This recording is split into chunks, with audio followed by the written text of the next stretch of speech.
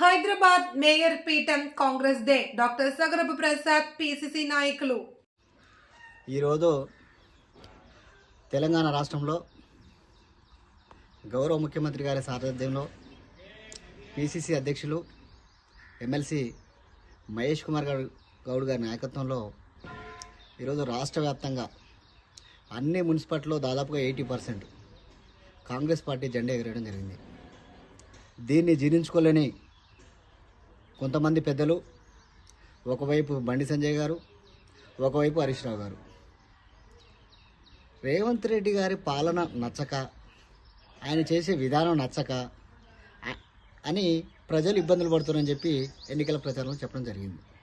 కానీ ప్రజలు ఏం తీర్పిచ్చారు? ప్రజలు పనిచేసే ప్రభుత్వానికి, ప్రజల వద్దకే పాలన చేసిన ప్రభుత్వానికి పట్టం కట్టడం జరిగింది.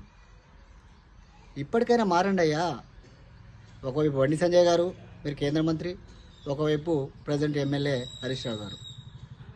కాంగ్రెస్ పార్టీ చెప్పింది చేస్తుంది.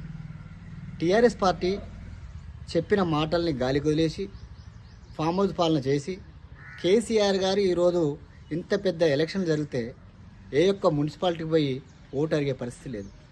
అంటే ప్రజలకు అర్థమైపోతుంది. ప్రజలు ఒకవైపు చూస్తున్నారు. కాంగ్రెస్ పార్టీ అన్ని వర్గాలకు అవకాశాలు ఇస్తుంది. పేద వర్గాలకు, బడుగు బలహీన వర్గాలకు పెద్దపీట వేస్తుంది. బీఆర్ఎస్ పార్టీ డబ్బులు ఉన్న వాళ్ళకు, అధికారం ఉన్న వాళ్ళకు లేదా కాంట్రాక్టర్లకు ఇస్తుంది.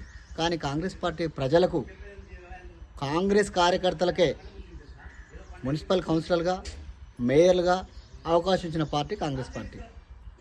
ఒకటి గుర్తుపెట్టుకో హరీష్ రావు గారు, ఎందుకు చెప్తున్నామంటే హైదరాబాద్లో కారు ఎగిరేస్తుంది ఆ జెండా.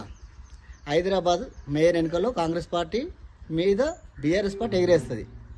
ఏం మాట్లాడుతున్నావు అసలు నువ్వు? నీకు అర్థమవుతుందా? హరీష్ రావు, నీకు అర్థమవుతుందా ఏం చెప్తున్నావు?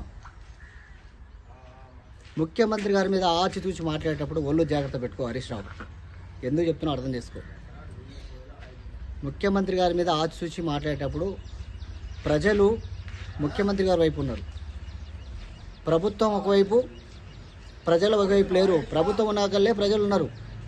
హైదరాబాద్ మేయర్ ఎన్నికల్లో హైదరాబాద్లో జెండా ఎగిరేసేది కానీ కాంగ్రెస్ పార్టీ.